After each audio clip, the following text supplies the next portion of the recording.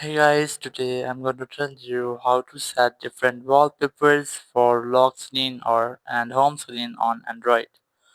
If you're using any Android phone and you want to different wallpapers for home screen and lock screen, so let's see how can you do that.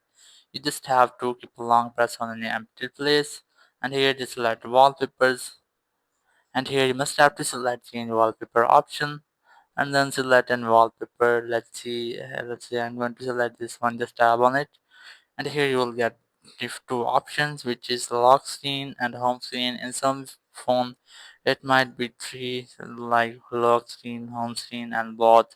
So you just have to select the window or the screen on which you want to set the wallpaper. Let's say I'm going to set it on my lock screen. Just tap on next, and here just tap on done. Now the wallpaper has been set for lock screen. You can see there are different wallpapers. Now I'm going to change the home screen wallpaper. Just select anything different from your lock screen. Let's say I'm going to select this one. Here you must have to select this one for only your home screen. Just tap on next option, then tap on done.